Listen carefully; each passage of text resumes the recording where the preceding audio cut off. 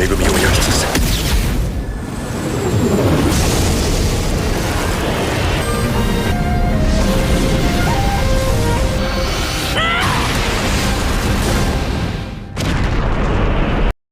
This is the story of Rudeus, a man who hits rock bottom so hard in his first life that the ground practically bounces. Jobless, hopeless, and locked away from the world, he spends his days wasting away in a room full of regrets and what-ifs. But fate gives him one last shot. After dying in a moment that's more sad than heroic, he wakes up in a brand new world, a fantasy realm full of magic, monsters, and second chances. He's born again, but with all the memories of his previous life still intact. This time, he's determined to do things right. No more hiding, no more wasting time. Now a teenager, Rudeus travels the world, not just to survive, but to search for something, his missing mother, who disappeared during a massive magical disaster. The story continues, and just after the great teleportation disaster, Sylphie opens her eyes to realize she's not on solid ground, she's floating midair like a confused balloon that forgot how gravity works. Meanwhile, far away in the palace, Princess Ariel is enjoying her afternoon tea, completely unaware that a human cannonball is about to drop into her life. From the way people speak around her, it's clear Ariel isn't just some noble, she's the second princess and a serious contender for the throne. Suddenly, a loud explosion shakes the calm, snapping everyone out of their fancy tea party mood. Luke, Ariel's guard and resident no-nonsense guy, immediately shifts into battle mode. A massive boar charges onto the scene, and it's not the kind of farm animal anyone wants to pet. Back up in the sky, Sylphie is still soaring, and for some reason, because life just loves drama, her hair turns completely white midair. No warning, no explanation, just magical hair dye from the heavens. Back on the ground, the guards try to hold their own against the raging boar, but they get knocked back like amateurs. One brave soul prepares to make a final stand, knowing it's probably a one-way ticket. Just then, Sylphie finally finishes her aerial tour and crash lands right on the boar's head. It's not elegant, but it's effective. Sylphie knocks herself out cold, and the boar's face looks like it seriously regrets showing up today. Ariel sees the fallen guard who gave his life to protect her, but before she has a moment to mourn, Luke snaps her attention to the unconscious girl lying nearby. Recognizing that Sylphie saved her life, Ariel orders her to be brought to the palace for care. When Sylphie wakes up, she finds herself in a fancy room, face to face with a mirror that shows her reflection. Her hair is white, like snow, definitely not how she remembers it. Ariel greets her calmly and explains that she's now in the palace of Asura. She then gently asks Sylphie where she came from. Sylphie, still a bit dazed, replies that her home was Buena Vista. That's when Ariel steps into her political role. She informs Sylphie that her village was attacked and her people are missing. And technically, sneaking into the royal palace like this is considered a crime worthy of punishment. But with a flick of her royal charm, Ariel spins the situation into an opportunity. She offers Sylphie protection, under one condition. So just like that, Sylphie becomes her squire, leaving her old life behind and stepping into a new one filled with secrets and politics. She puts on dark glasses, keeps her voice quiet, and pretends to be a boy. The disguise is surprisingly effective. Over time, people start calling her Silent Fitz, the mysterious guard who never speaks unless it's with magic, and usually that magic sends something flying.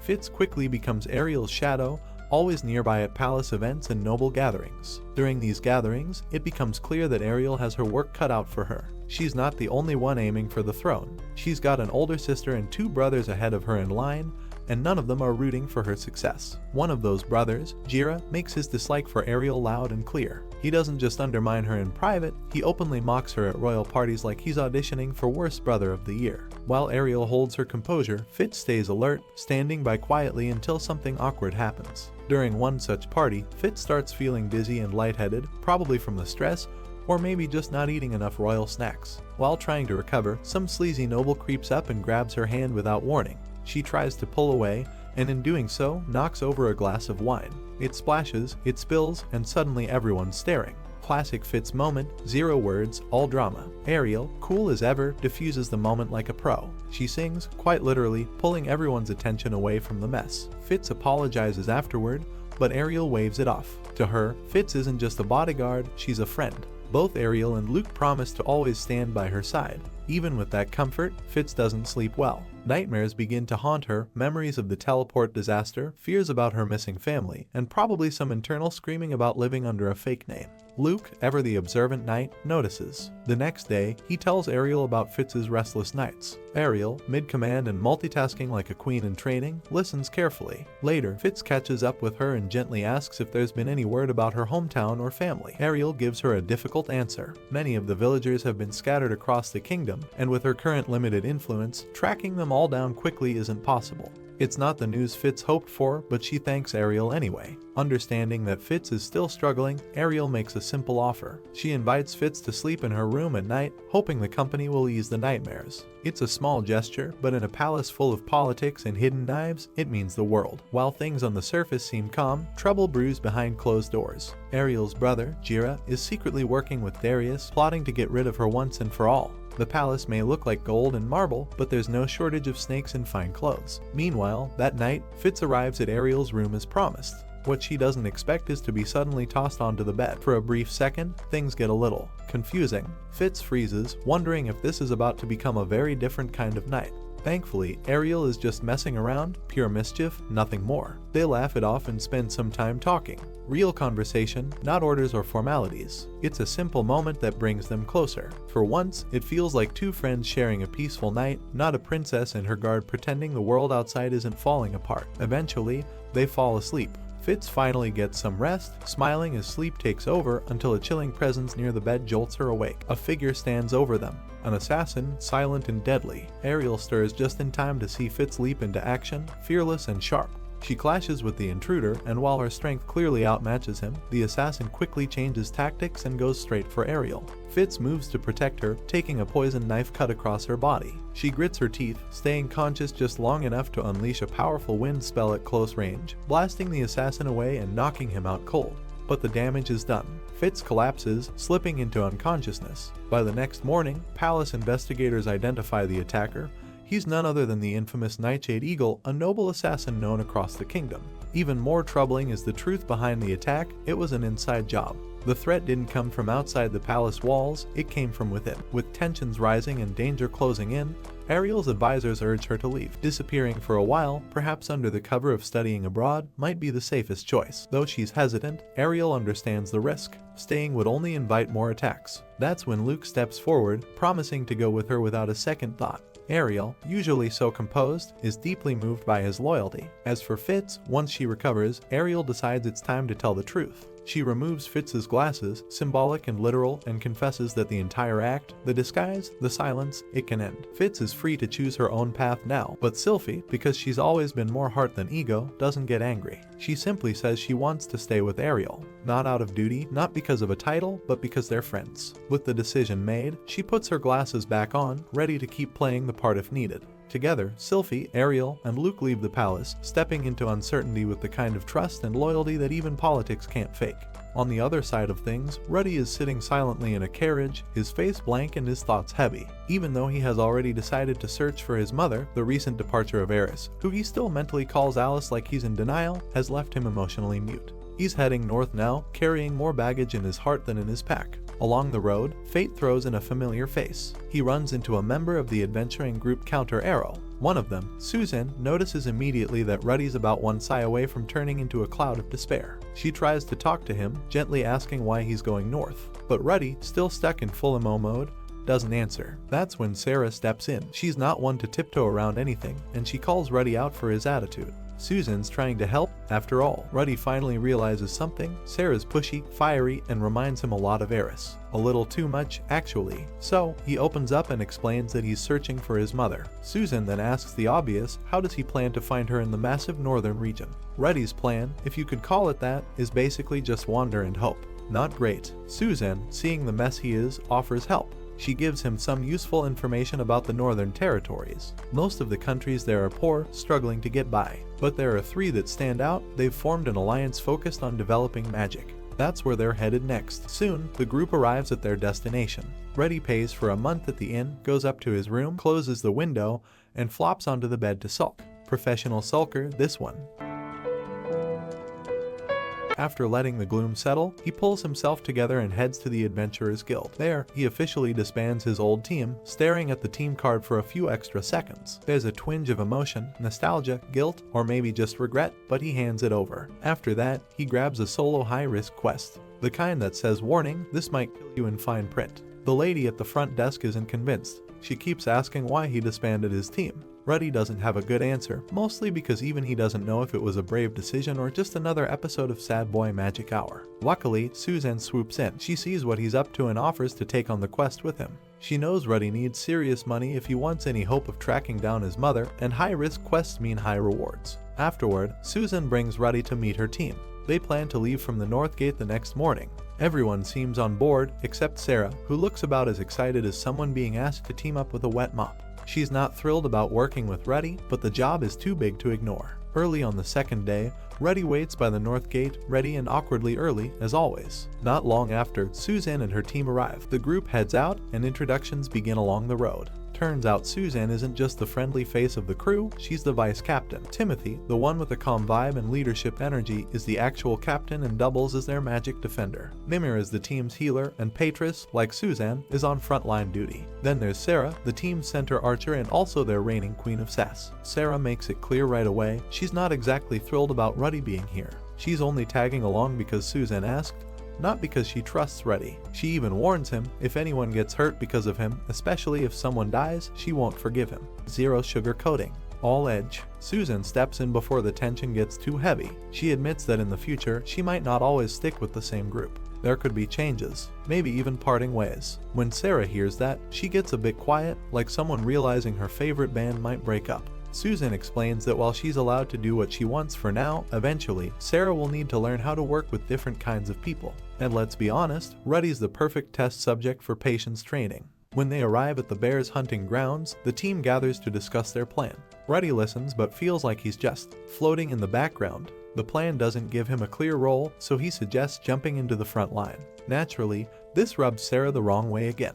To her, Ruddy seems like the guy who doesn't get the memo but still tries to lead the meeting. Once again, Suzanne steps in before it becomes a full-blown argument. She cools things down, even though her patience is definitely being tested. Ruddy, needing a break from all the attitude, steps away to get some fresh air. Timothy follows. He offers an apology on Sarah's behalf, explaining that she's not a bad person, just a little too fired up sometimes. Then he compliments Ruddy, saying he's impressed. Apparently, he's never seen anyone use magic without chanting.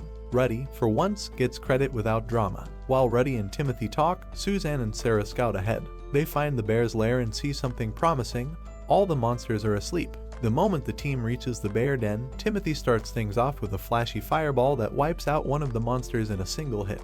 It wakes the rest up, and soon a whole crowd of angry bears starts rushing toward them. Ruddy quickly reacts, raising up a wall of earth to block their charge. That gives Timothy enough time to blast through more of them, one by one. At first, Suzanne thinks this is going to be an easy win, clean and simple, but Ruddy gets a strange feeling in his gut. He crouches down and listens. Off in the distance, he hears it, a low rumble. Before long, the forest starts to move. Hundreds of bears start pouring out from deeper within. It's no longer a skirmish, it's a full-blown bear invasion. Timothy calls for everyone to retreat, but Ruddy hesitates. He wants to fight, to prove himself, but even he knows the odds are hopeless. So he freezes, staying right where he is, mentally preparing for the worst. Then, out of nowhere, Susan jumps in front of him and takes the hit meant for him. The rest of the team doesn't run either. They all stand their ground, willing to fight to the end. Ruddy, completely stunned, watches them risk everything.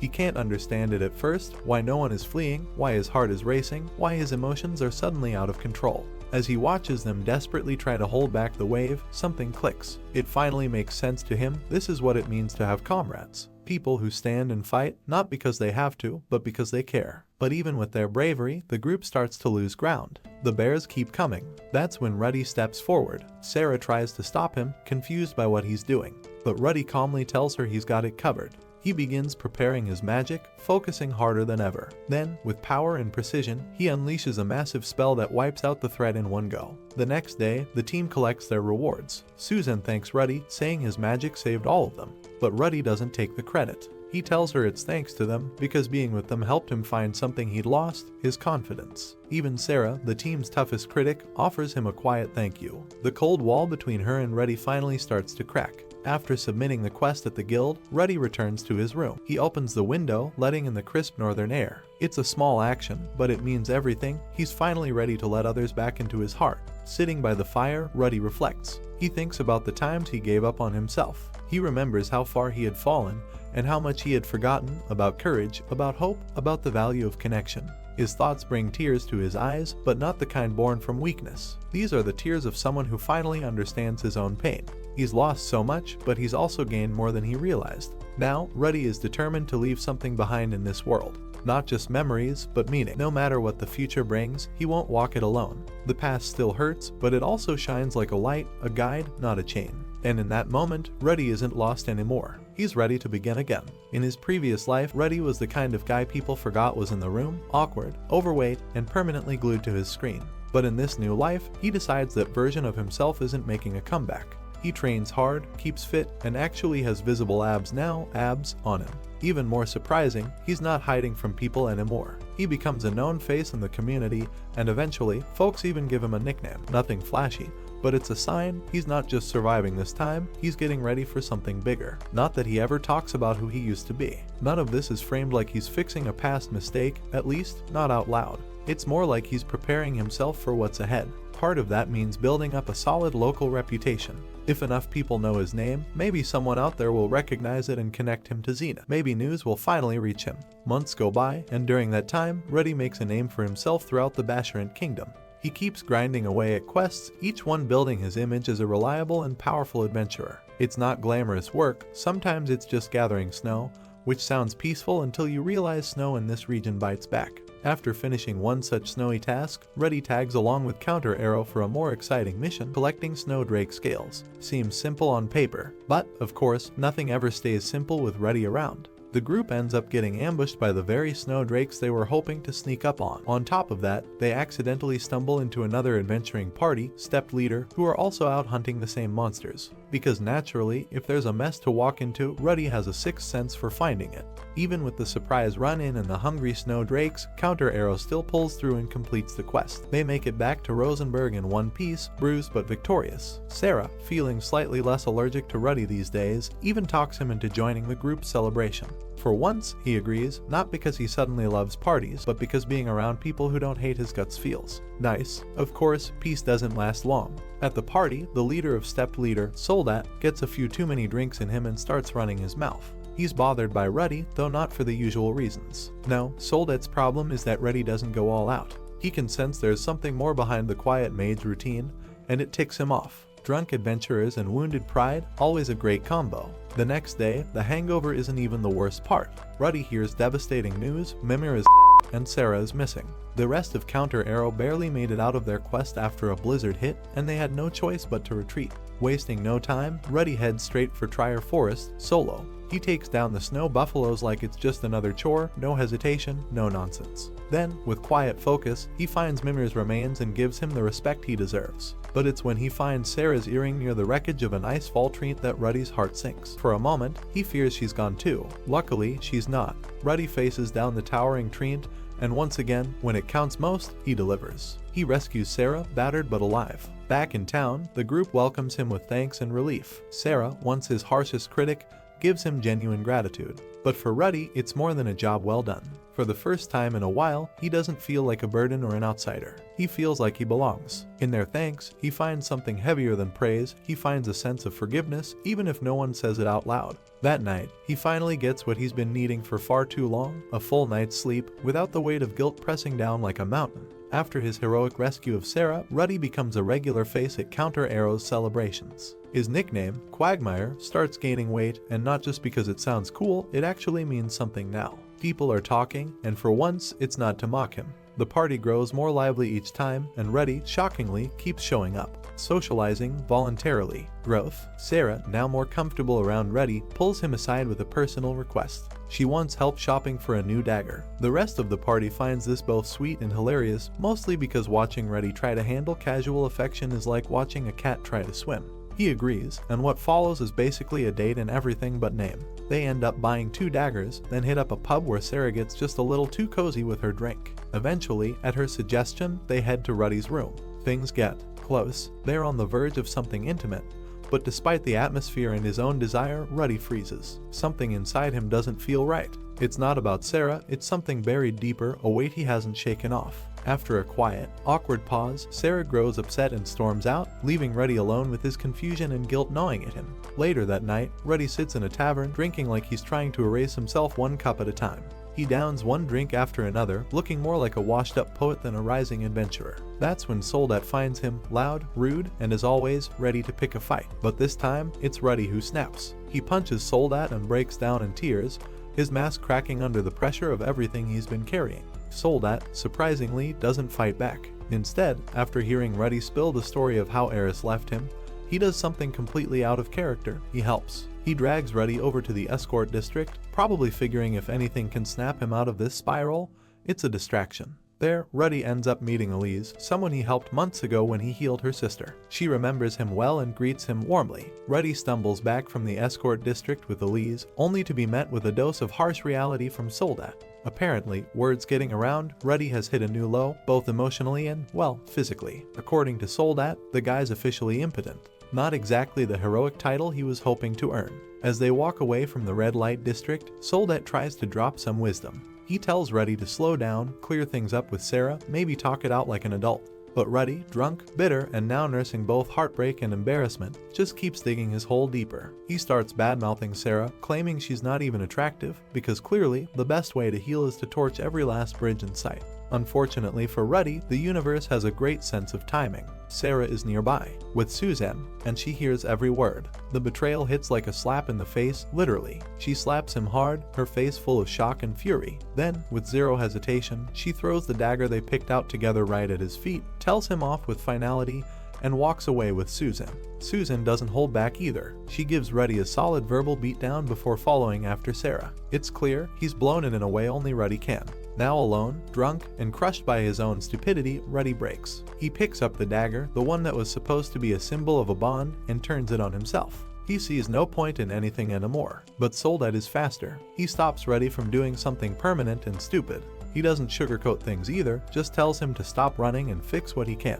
But Ruddy's checked out. He's done. Nothing feels like it matters anymore. Seeing that talking won't help, Soldat shifts gears. He offers Ruddy a spot on a mission, an actual life-threatening one, to a labyrinth in the nearest kingdom. Maybe the danger will shake something loose in him. Ruddy, having nowhere to go and nothing left to care about, agrees. Meanwhile, word starts to travel. Ruddy, now known across the lands as Quagmire, is getting famous for something else entirely. People are talking about how he took down a rogue red dragon. The story catches the attention of Alinali's Dragon Road, who starts asking questions. When she hears Ruddy is in Pippin, Basharant Kingdom, her interest spikes. 2 years roll by since Rudeus joined up with Soldat, and sadly, his condition hasn't improved. Physically, he's stronger than ever. Magic-wise, he might just be the most skilled person in the entire region. He even slayed a red dragon all on his own, which is the kind of thing that usually gets songs written and statues built. But as for downstairs, nothing. Still broken. That red dragon feat, though, is exactly what leads Alinali straight to him.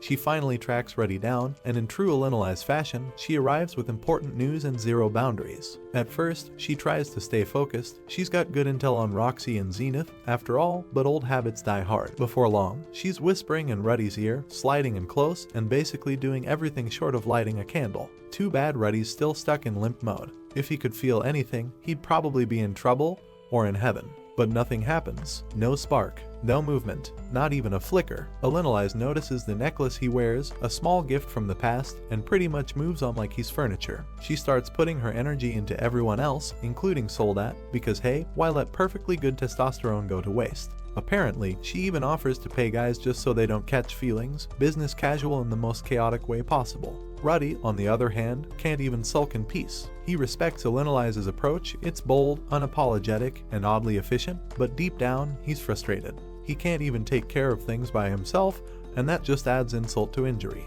And as for why Alinali hangs around after dropping off the big news, it's anyone's guess. Maybe she's waiting out the brutal winter. Maybe the surplus of men is just too tempting for her wandering heart. Who knows? But even while she's off socializing, she never strays too far from Ruddy. She's weirdly helpful too, grabbing his mail, checking in, hovering like an unpredictable storm cloud. And then she brings him something truly surprising, a letter from Renoa University. They're offering Ruddy a spot, no tuition, no attendance requirements. Just an open door. At first, Ruddy feels pretty honored to get an invite from Renoa University. Free entry, no tuition, no mandatory classes, it's basically a golden ticket with his name on it.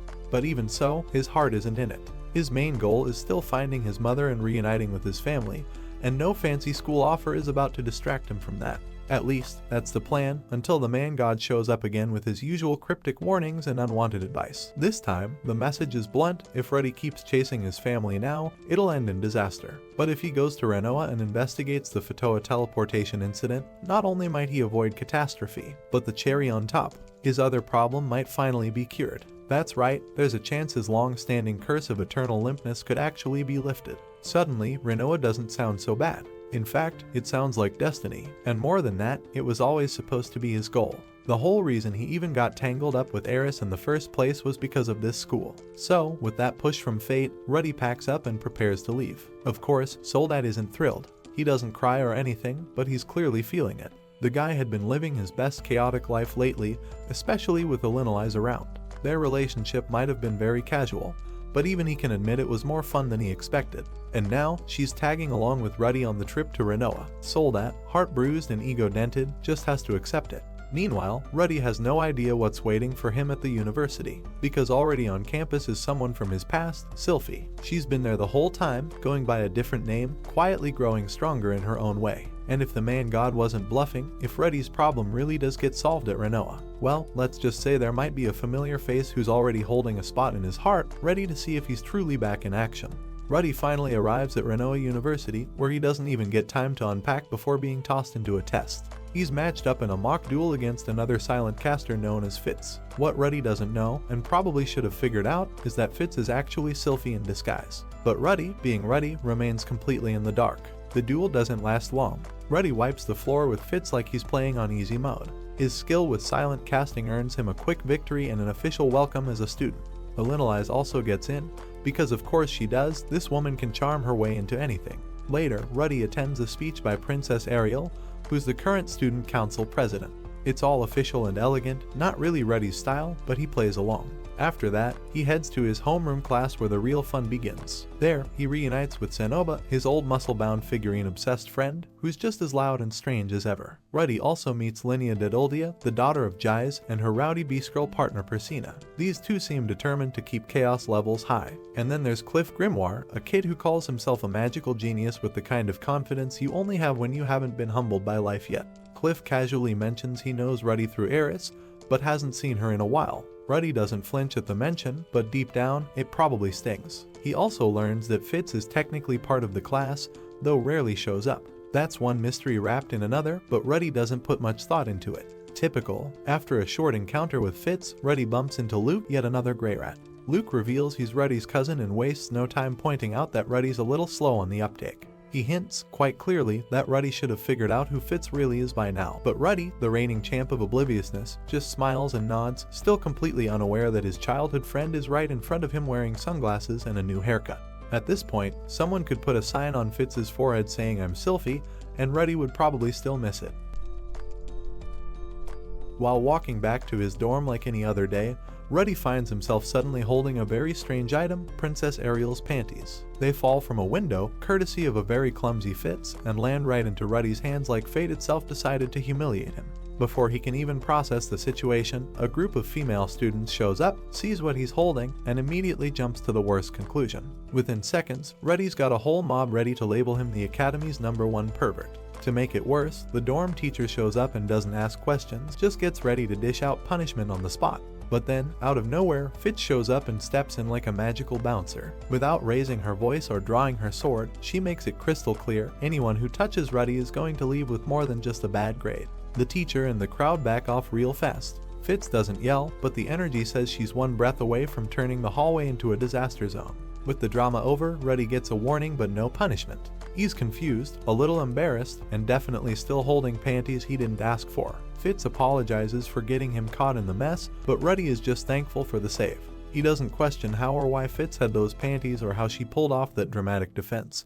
Because, let's face it, he's used to weirdness by now. Instead of clearing things up, Fitz decides to have a little fun. She keeps her identity a secret, watching Ruddy stay clueless while she drops hints that fly right over his head. For the first time in forever, Ruddy's life finally calms down. No monsters to fight, no near-death quests, and no world-shaking trauma lurking around the corner. His days become blissfully routine, working out, crafting little figurines, attending classes, and spending time with either Zenoba or Fitz. It's not exactly thrilling, but it's stable, and for Ruddy, that's basically luxury. Zenoba, as always, is fully obsessed with figurine making. He wants Ruddy to teach him everything, but there's one little issue: Zenoba has the grace of a rock in a porcelain shop. Whether it's controlling mana or using his hands, nothing comes out looking the way it should. Ruddy tries to help, but between Zenoba's brute strength and total lack of finesse, every lesson turns into damage control. Meanwhile, Fitz, who is still very much Sylphie in disguise, keeps up the charade. She enjoys being close to Ruddy without the pressure of the past hanging over them. Since he's still completely blind to her true identity, it gives her a chance to reconnect with him slowly without the baggage. His awkward charm, his passion for magic, even his weird little habits, they all tug at her heart again. Quietly, she falls for him all over, this time without needing to rush anything. To make their time together more natural, she cleverly uses his research into teleportation as an excuse to spend time with him. Ruddy doesn't think twice about it. He welcomes the help, especially from someone who doesn't nag or interrupt his flow. But even as Fitz hides her feelings behind cool words and polite smiles, something starts shifting in Ruddy. The way she talks to him, the gentle support, the calm presence, something about it all stirs feelings he hasn't felt in a long time. His heart flutters, his thoughts wander, and at one point, he even starts questioning himself. He doesn't know Fitz is a girl, but he definitely knows that being around this person makes him feel something. Poor Ruddy. First ed, now an identity crisis. At this point, life is just trolling him softly. What doesn't help Ruddy's confusion is that Fitz, calm, quiet Fitz, brings him a strange kind of peace he's not used to. Even when she's shy, the rare bold moves she makes have weight, like when she casually suggests that Zenoba might need a slave to help with his figurine work. It's the kind of idea that shouldn't sound charming, but somehow, coming from her, it pulls Ruddy even closer. Now, Ruddy hasn't gone full artist mode and made a figurine of Fitz yet, thankfully, or things might get awkward fast. And Zenoba, for all his muscle and volume, doesn't notice any strange energy between Ruddy and Fitz. So when the three of them visit a slave market, everything seems normal enough on the surface. But when they find a young girl who looks like she'd be a perfect assistant for Zenoba, Ruddy steps in and does something that quietly stuns Sylphie. He talks to the girl, patiently, kindly, with care. She's only 6, but Ruddy speaks like someone who actually sees her, not just as property, but as a person. And in that moment, something shifts. Sylphie watches from the side, a soft smile tugging at her lips. This is the same boy she knew, but also not. He's older now, gentler in a way that matters. And when he suggests naming the girl Juliet instead of her original idea, Julius, it lands just right. A small, thoughtful change, but one that makes all the difference. It doesn't take long before the whole thing starts to feel strange in a cute, domestic way. Ruddy, Sylphie, and Zenoba standing around like some odd little family unit. The girl might legally belong to Zenoba, but between Ruddy's soft touch and Sylphie's warm smile, it's hard not to feel like Juliet just gained 2 unofficial parents and 1 large, overly enthusiastic figurine uncle. Sylphie keeps a steady routine these days. Mornings start with running, just like Ruddy's, followed by attending class and spending time with Princess Ariel. She keeps her schedule tight and her emotions tighter, especially around Ruddy, whose emotional radar is still set to sleep mode. Meanwhile, on Ruddy's side of things, life with Zenoba and Julie is going better than expected. In just a month, Julie makes huge progress. She's already casting basic magic without chanting, learning human speech bit by bit, and while technically listed as a slave, everyone treats her more like a bright young apprentice. The vibe is less master and servant and more tiny prodigy with 2 nerdy uncles. As for how the university administration feels about 2 grown men living with a child who doesn't speak much and isn't even 7, well, no one brings it up. Apparently, as long as grades stay up and buildings don't explode, the school is happy to mind its own business. But Ruddy's peaceful bubble gets popped the moment he hears that Linnea and Persina broke his prized statue of Roxy. And not just any statue, the Roxy statue. The one he carved like a devotional act. For Ruddy, that's not vandalism, that's heresy. Fueled by rage, he decides revenge is on the menu. He challenges Linnea and Persina to a fight, and it doesn't take long, he wipes the floor with both of them. They end up tied up, gagged, and stuck in his room, looking more annoyed than scared. Julie, being the curious and weirdly calm assistant she is, helps out like it's just another school project. Now, Ruddy, being Ruddy, tries to test something else while they're restrained, not to punish them, but to see if his condition has improved. He touches Persina, and gets absolutely 0 reaction from his body. Flatline, still broken. Naturally, Linnea and Persina expect things to go downhill fast, because the setup looks bad, really bad. But Ruddy, to his credit, doesn't take things in that direction. He might be petty, emotional, and a little bit weird, but he doesn't want to go too far. He just wants to make a point, not cause lasting damage or end up on the wrong end of university law. In the end, it's not justice, and it's definitely not mature. But for Ruddy, it's something. Even if he still can't feel anything below the belt, he at least walks away with his weird moral compass still mostly intact. Sylphie eventually finds out about the entire Linnea and Persina situation, yes, all of it. The tying up, the insults, the hunger strike, the complete breakdown of dignity, and Ruddy's awkward attempt at scientific testing. Instead of freaking out, her solution is surprisingly calm: draw on their faces. That's it. Make them look ridiculous for a day, let everyone get a good laugh, and call it justice. Oddly enough, it works. Linnea and Persina, who'd just endured humiliation of Olympic levels, somehow let the whole thing go. Maybe it's because Ruddy didn't insult their families directly, though he did mention them, and not in the most respectful tone.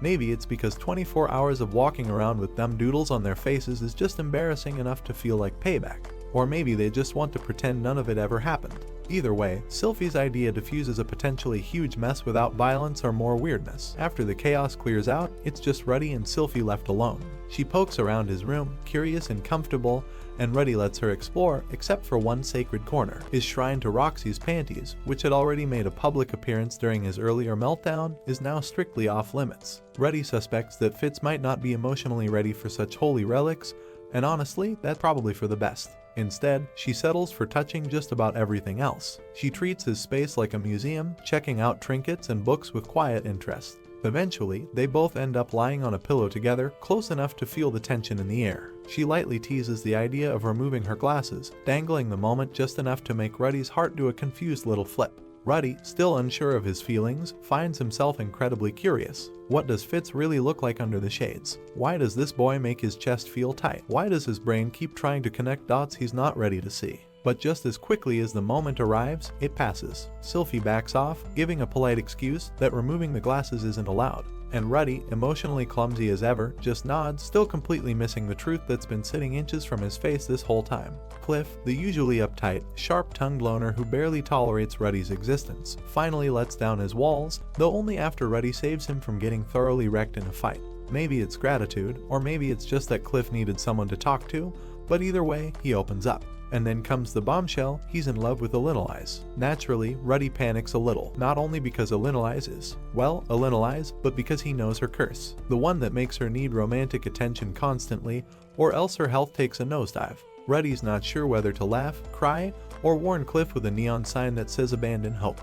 He talks it over with Sylphie, who casually drops that she has a crush too, another clue Ruddy continues to miss like a pro. With her support, he decides to go ahead and make the introduction between Cliff and Elinolise. Elinolise, when she first hears it, is baffled. Her reaction is somewhere between confusion and suspicion. She actually wonders if Ruddy is trying to play a cruel joke on poor Cliff. But when the two are left alone, something unexpected happens. Instead of letting Cliff down gently, she accepts his feelings completely. Cliff even vows to lift her curse, and suddenly Ruddy finds himself third-wheeling a romance he never meant to create. Now, all Ruddy can do is cross his fingers and hope Elinolise's very colorful past doesn't come back to crash this fairy tale. Unfortunately, peace doesn't last long. Just as Ruddy's adjusting to his new part-time job as Cupid, it becomes mating season for the beast folk on campus. Persina and Linnea, being completely on brand, make it known that the only way to win their attention is by defeating Ruddy in combat. Because nothing says romance like a public throwdown. Word spreads, and soon Ruddy becomes the unofficial final boss of Beastfolk dating season. Suitors line up thinking they can take him down for a shot at glory, or something more primal, but one by one, they all fall flat. Ruddy holds the line with ease, swatting challengers like a magical bouncer at an exclusive nightclub. It's chaos, it's ridiculous, and somehow, it's just another Tuesday for him. After wiping the floor with a crowd of Beastfolk hopefuls, Ruddy finally receives his reward. And, in true Persina fashion, it's completely inappropriate. She offers up Linnea's chest as a prize, without, of course, getting Linnea's consent. Ruddy, already operating on zero self-awareness and probably even less shame, goes ahead and accepts the offer like he's won a carnival prize. Linnea, once again, finds herself the unfortunate side character in Ruddy's bizarre emotional arc. But the challenges don't stop with lovesick beastmen, because, naturally, this school apparently has an open-door policy for absolute chaos. The Demon King himself strolls in, none other than the fiancé of Demon Empress Kishirika Kishirisu. He arrives with the full intent to fight Ruddy. Not over love, not over honor, just curiosity. He wants to know if the guy Kishirika keeps praising is actually worth all the hype. Ruddy, never one to shy away from a fight or a chance to run his mouth, takes the bait and responds with some well-placed banter. Instead of trying to intimidate the Demon King, he pokes at his ego with questions, tossing out casual doubt over Kishirika's taste in men. Naturally, this lights a fire under the guy. The fight kicks off, and Ruddy doesn't hold back. He launches one of his most powerful attacks, one strong enough to take off not one, but two of the Demon King's arms. That's the kind of power that makes the entire school go silent. Just like that, Ruddy wins the duel. Unfortunately, Demon Kings don't go down quietly. The guy, who insists on being called baddie like he's some friendly tavern regular, grins through the pain and decides to return the favor. He smacks Ruddy hard enough to leave his face looking like he tried to kiss a boulder, and as if getting punched by royalty wasn't enough, Baddie doesn't just disappear afterward.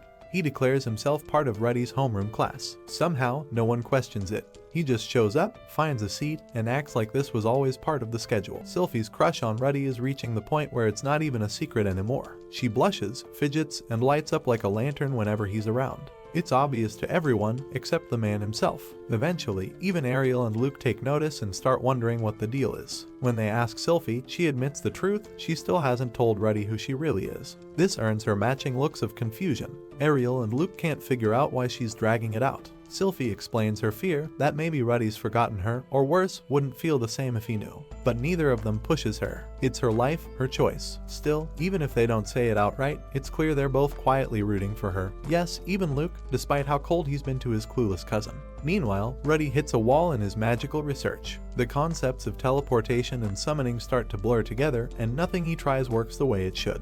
Desperate for help, he finds Sylphie resting and asks for guidance. Without hesitation, she brings him to someone who might hold the answers: Nanahoshi. What Ruddy doesn't expect is what comes next. During the visit, things quickly take a turn. Nanahoshi is calm, but what she says rattles Ruddy to his core, especially when she hints that she was the one who convinced Orsted to bring Ruddy back to life. This is news to him, and before she even explains everything, Ruddy's brain short-circuits. He has a full-blown panic attack, collapsing mid-thought. He wakes up in Sylphie's lap, dazed and shaky. She gently walks him through what he missed. Nanahoshi isn't just a random summoner, she's Japanese, just like Ruddy used to be. And more than that, she might actually be the girl he died saving back in his old life. While Ruddy's been in this world for over 18 years, Nanahoshi only arrived 5 years ago, and unlike him, she hasn't aged a day since. The weirdness doesn't stop there. Her relationship with Orsted is complicated. She's working with him, but there's no love lost. There's no friendship either, it's more like a fragile alliance based on mutual goals. Nanahoshi, unlike Ruddy, doesn't want to stay in this world. Her goal is simple: go home. She fears that if she messes with the world's rules too much, if she disturbs the balance in a way that doesn't belong, she might just disappear entirely. No reincarnation, no restart, just erased. But there's a major roadblock: she doesn't have enough mana to run the kind of experiments that might send her back. So when Sylphie introduces Ruddy, who's basically a living mana battery, it feels like fate stepped in. Or at least like Sylphie unknowingly delivered a cheat code. They strike a deal. Ruddy will lend his mana to Nanahoshi's experiments, and in exchange, she'll share everything she's learned while working beside Orsted. That includes insights that might help Ruddy with the cryptic mission the man god gave him. Most of the conversation happens in Japanese, which leaves Sylphie sitting off to the side like someone stuck at a party where they don't speak the language. She doesn't say anything, but the feeling of being left out clings to her like a heavy coat. Things take a sharp turn when Nanahoshi casually drops a line that stops the room cold. She thinks she might be the cause of the mass teleportation event. That's the one disaster that turned Sylphie's life upside down, scattered families, and nearly broke the world. Sylphie snaps. All her calm, composed behavior vanishes, and for a second, it looks like she's about to murder Nanahoshi right then and there. Ruddy has to act fast, but Nanahoshi, to her credit, isn't helpless. Even with low mana, she activates her magical defense rings, throwing up a barrier just long enough for Ruddy to get between them and cool things down. Eventually, the room settles. Emotions simmer and facts take center stage. Yes, Nanahoshi may have been involved, but she's also a victim, yanked into this world without warning, thrown into chaos, and just trying to get home. Ruddy isn't ready to fully trust her, but he doesn't see her as an enemy either. And as for Sylphie, she calms down enough to realize Ruddy's heart isn't in danger, and neither is his life. Nanahoshi might be part of a bigger mystery, but she's not a rival or a threat. And as long as Ruddy keeps being the same slightly dumb, totally honest version of himself, Sylphie doesn't have to be jealous of anyone. At 16, Ruddy is finally living the kind of life that doesn't involve near-death experiences every other week. He's respected, feared, and definitely seen as the most powerful student on campus, especially after that explosive duel with Batagati. Of course, that kind of power comes with a price. Being at the top tends to isolate people, and Ruddy's no exception. Still, he sticks to his routine like it's sacred. Every morning starts with a workout, sometimes joined by Batagati, who shows up not to train but to talk Ruddy's ears off. After that, it's classes, conversations with Cliff, and time with Zenoba and Julie during lunch or figurine practice. Julie's still learning, Zenoba's still breaking everything he touches, and Ruddy's still playing teacher to two of the strangest students anyone could ask for. Now and then, Soldat swings by the area, and when he does, things get a little messier. During one visit, he catches up with Ruddy, Cliff, and Alinalize. What's meant to be a relaxed reunion turns weird fast when Soldat, ever the gentleman, casually calls Alinalize a slut in front of Cliff. The surprising part, Cliff doesn't react, not a twitch. He just sits there like it's another day at the office. By now, Cliff has heard everything. He knows about Alinalize's curse, her past, and how people talk about her. And instead of running from it, he's embraced the challenge, spending his days helping her manage it, staying loyal, and taking everything in stride like the most unexpectedly wholesome boyfriend in the room. But for Ruddy, despite having a solid routine and social interactions, there's still a fog over the idea of friendship. Sure, people talk to him, and sure, he's part of the scene, but does he actually have friends? He's not sure. That feeling only deepens after a strange moment with Sylphie, aka Fitz. After lunch with the usual group, Ruddy runs into them, and something feels off. Not just work mode quiet or bodyguard stiffness, off. Fitz doesn't act quite like themselves, and Ruddy picks up on it, even if he doesn't know what it means. Luke brushes it off later, saying Fitz was just doing their job, nothing more. But Ruddy can't shake the feeling. Maybe it's nothing. Or maybe it's just one more mystery wrapped in his already confusing relationship with someone he still doesn't realize he's known for years. Ruddy could really use someone to talk to. But with Zenoba and Julie off doing their own thing, Batagati showing up only when the mood strikes, and Nanahoshi too busy trying to figure out how to summon people without blowing up the world again, Ruddy finds himself completely alone with his thoughts. And those thoughts are getting annoying.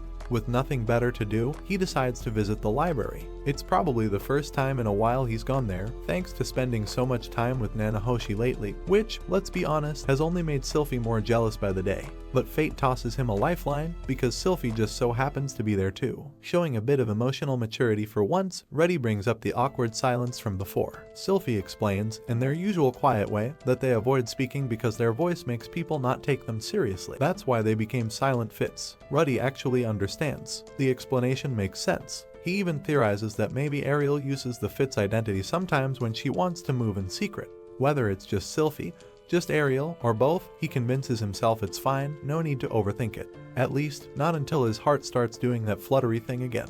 Every time Sylphie gets too close, Ruddy finds himself flustered. But with Fitz still presenting as a boy, Ruddy starts spiraling. Is he catching feelings for a guy? Is this a new part of his identity awakening? In his confusion, he goes so far as to ask Genius, the guy who recruited him, straight up whether Sylphie is a man. The answer is yes. According to Genius, Fitz is a guy. It's not a crushing blow, just a new layer of confusion. Ruddy doesn't feel upset, just lost. Fortunately, or unfortunately, depending on how you look at it, a minor mishap in the library clears everything up. Ruddy, through sheer luck or divine prank, finds out that Sylphie aka Fitz is not a man. He doesn't get a confession, doesn't get the full truth, but the mystery gets cracked just enough. Sylphie panics and bolts, leaving Ruddy alone again, but this time with a very specific piece of clarity. 1. He is absolutely not gay, as confirmed by his very functional physical reaction, and 2. There's clearly more to Fitz than what meets the eye. He doesn't push it. With his head still lingering and a fragile connection forming, Ruddy decides not to rush anything. There's something between them, something worth protecting. And if Man-God was nudging him toward anyone, it's probably this confusing, blushing, glasses-wearing mystery of a person. Now that Ruddy finally knows the truth about Fitz's identity, Luke wastes no time. He pulls strings behind the scenes to make sure Ruddy keeps his mouth shut. No drama, no fallout, just quiet control. Ruddy, for his part, could easily confront Luke and Ariel about the whole situation. But instead, he plays dumb. He's not stupid, just smart enough to know that dragging this into the spotlight could cause a mess big enough to feel like a declaration of war. Peace, awkward as it is, feels like the better option. Over in the student council room, Ariel starts thinking about Ruddy's silence. She wonders why he hasn't said anything.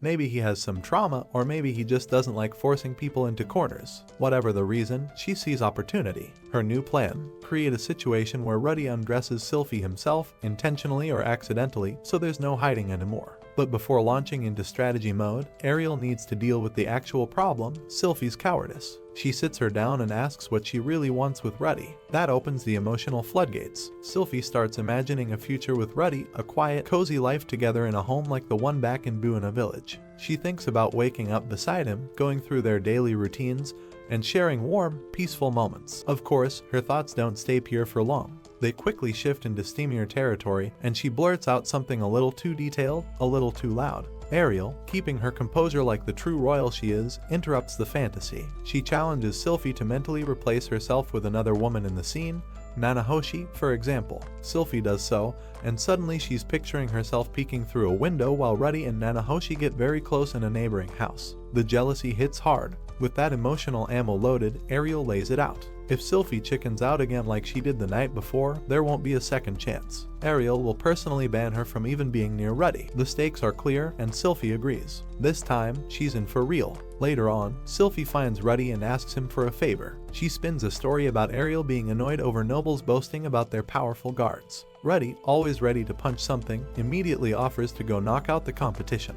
But Sylphie corrects him. That's not the plan. Instead, Ariel wants to prove Fitz's worth by retrieving a rare flower, the freeze fringe. Problem is, it only grows deep in the forest of hail, and it's the dead of winter. The place might as well have a sign that says enter if you're into frostbite. Ruddy, ever the tactician when he's not being a magical mess, suggests they don't need to flex their power directly to get the flower. He figures he can pull some strings, use his connections, and make the whole thing look like a lucky coincidence. Sylphie, always cautious, worries it might backfire. If people find out it's staged, it could embarrass everyone, especially Ariel. But Ruddy has a point. Power doesn't always come from brute strength. Influence, reputation, the ability to move people without lifting a hand, that's power too. And Ruddy, he's finally starting to realize he has more of it than he thought. So he plans to hire a group of 10 adventurers, not too many to be suspicious, but enough to make the forest trip look like a busy hub of activity. He tells Sylphie they'll all be doing random tasks, gathering herbs, pretending to be lost, whatever it takes, while she alone collects the rare freeze-fringed flower. The spotlight stays on her, but the danger gets spread out. Sylphie is a little unsure about the crowd size, having been told Ariel preferred a low-profile approach,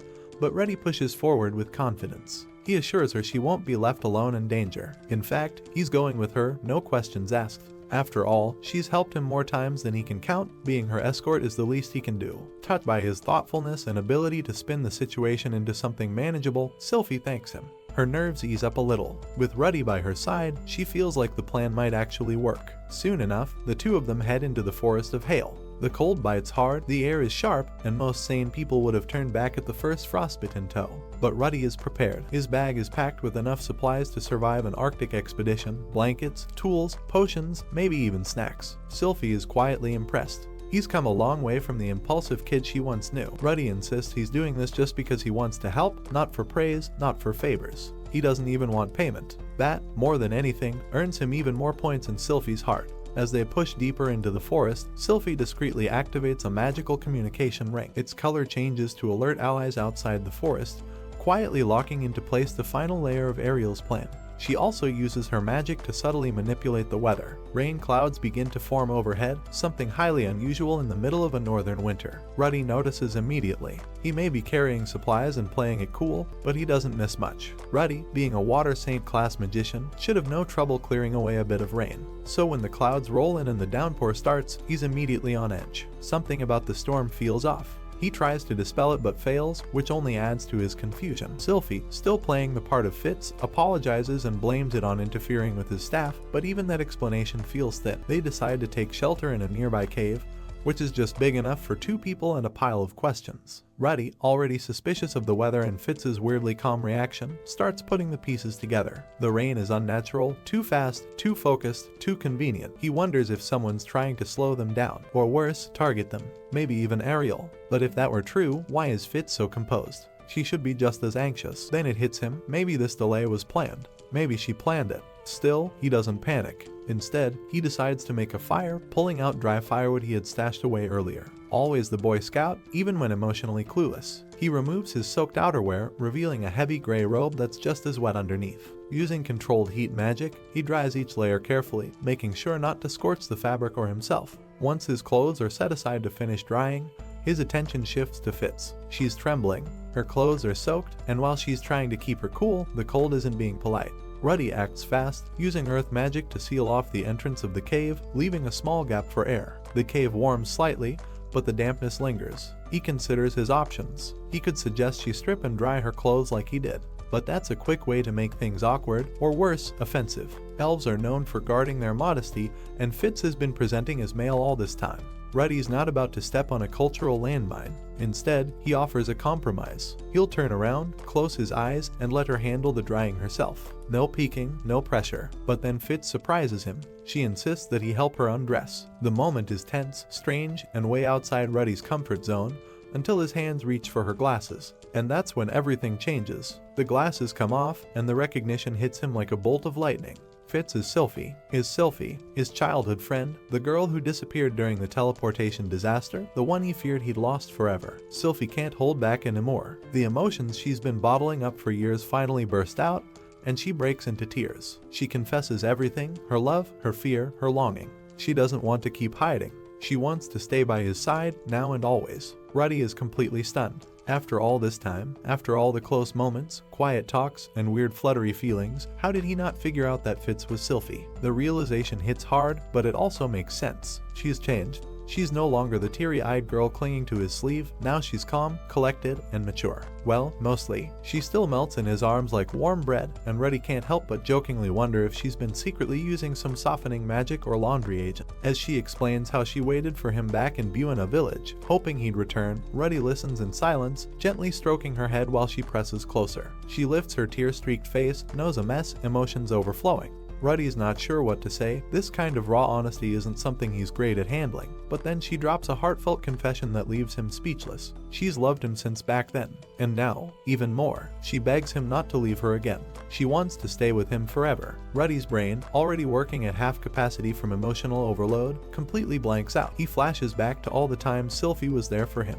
All the moments she stuck close, no matter what. He wonders if part of this is still that same old dependence, or if she's become someone new entirely, someone who stands on her own, someone like the Fitz he had grown to admire. But whatever this confusion is, it doesn't stop what comes next. He leans in and kisses her, deep, honest, passionate. No overthinking, no regrets, just raw feeling. Things escalate quickly from there. They move into more intimate territory, driven by emotion and years of longing. But just as they're ready to take that final step, Ruddy runs face first into the same wall that's haunted him before. His body doesn't respond. Again, the same crushing wave of embarrassment and frustration washes over him, just like with Sarah. And now it's happening with the girl he finally loves, in the most vulnerable moment they've ever shared. Panicked, Ruddy apologizes immediately, trying to explain before things spiral. He braces for shame, maybe even anger, but mostly he's angry at himself. All the growth, all the healing, and still he can't fully escape the scars of his past. Sylphie sees it right away. Ruddy is crushed. His frustration, his fear of rejection, all of it written on his face like a bad spell gone wrong. But instead of recoiling or making things worse, she leans in gently, bringing warmth to a moment that could have turned cold. She reminds him, softly and honestly, that being together doesn't have to mean that. They can still share the night, still be close, without needing to prove anything. That reassurance wraps around Ruddy like a blanket. Sylphie, ever the emotional MVP, suggests they drop the titles and formalities. No more Fitz senpai, just Sylphie and Ruddy. The moment they agree, something shifts, less awkward tension, more natural closeness. They sit together, the fire crackling beside them, filling the quiet with a calm rhythm. With the pressure gone, they talk. Sylphie opens up about everything, her time training in Buena Village, the lessons in magic, the etiquette drills that still haunt her dreams. She shares how she eventually became Princess Ariel's guard, and how the path that led her there was built on hope, grit, and the fear she'd never see Ruddy again. Then she tells him about the pendant, the one he's carried all this time. She made it, a piece of their past, tucked into the present without him even knowing. It's the kind of sentimental gut punch Ruddy wasn't ready for, but definitely needed. The next day, they head back to Renoa. Ariel and Luke are already waiting, no doubt suspicious of why the flower mission took a little longer than expected. Sylphie pulls them aside to share what happened, not just about the flower, but about Ruddy's condition. Ariel, ever the refined royal with the humor of someone raised in noble chaos, bursts out laughing. Loud, honest, the kind of laugh that's just a little too loud for the situation. But before things get out of hand, Luke steps in with a rare display of grace. He defends Ruddy and, by extension, all men dealing with the same issue. He says it's normal, treatable, and nothing to be ashamed of. In fact, Luke goes one step further. He offers to help. Maybe not personally, but he clearly cares more than he lets on. After fully grasping Ruddy's situation, Ariel and Luke spring into action with all the energy of nobles plotting a royal scandal, but this time, it's to save a love life. Luke pulls out a highly valuable elixir he's been hoarding for a special occasion. It's worth 100 gold coins, so clearly this isn't some off-the-shelf tonic, it's the good stuff. Ariel, meanwhile, takes Sylphie out shopping. The mission: new underwear. Fancy, confidence-boosting, mood-setting underwear. It's not exactly battle armor, but it might as well be for the evening ahead. As they browse the frilly aisles, Ariel and Sylphie scheme about how to gently nudge Ruddy into a romantic setting. The idea of getting him drunk comes up, of course, and there's even a suggestion of a full-blown seduction plan. Luke, ever the too honest guy with too much family trivia, casually drops the fact that Ruddy might not be drawn to Sylphie because of the Greyrat family's ahem preference for women with, well, more up top. It's a brutal blow to morale, but he follows up with a solution: a potent aphrodisiac brewed from rare Batarusu flower petals. It's expensive, rare, and borderline magical. He hands it over to Sylphie with clear instructions and a note of confidence, reminding her of all the times she saved his life. She's stunned, touched, and ready. That night, everything falls into place. Ruddy and Sylphie share the aphrodisiac, and slowly, something shifts. The tension melts, hearts open, and the once impossible becomes real. Sylphie watches, eyes wide, as Ruddy's body responds. Finally, after everything, it actually works. By morning, though, Ruddy wakes up alone. For a horrifying moment, it feels like Eris all over again. The pain floods back, raw and sharp, before he even has time to fully process it. Then Sylphie returns, casually stepping in after thanking Luke and Ariel. Ruddy, overwhelmed by the wave of relief, breaks down. This time, there's no abandonment, only love. The trauma that's lingered in his heart for so long begins to fade, and in its place, hope, healing, and full functionality. Overjoyed, Ruddy embraces Sylphie tightly, finally free from the shadow of his past, and shares the good news: he's healed, fully. Later that day, Ruddy visits Ariel with Luke at his side. He thanks her with all the sincerity he can muster, not just for helping with his condition, but for reuniting him with Sylphie. And in that same breath, he shares his next plan to head north and search for his missing family. Ariel listens, but her response is sharp. If he leaves, he'll be leaving Sylphie behind. That alone is enough to make Ruddy pause, and then declare something even greater. He doesn't want to leave her. He wants to marry her. And just like that, the proposal is made. Sylphie accepts with joy, and the two exchange heartfelt promises to love, support, and never again let go. Ariel, moved by their resolve, releases Sylphie from her role as Fitz and welcomes Ruddy into her trusted circle. As they prepare to move forward, Sylphie takes a moment to sincerely thank both Ariel and Luke, two allies who didn't just guide her through duty and politics, but helped her find her way back to the person she loves. And so, Rudeus continues his journey. If you enjoyed watching him fumble through life with magic and memories, don't forget to subscribe, leave a comment, and hit that like button.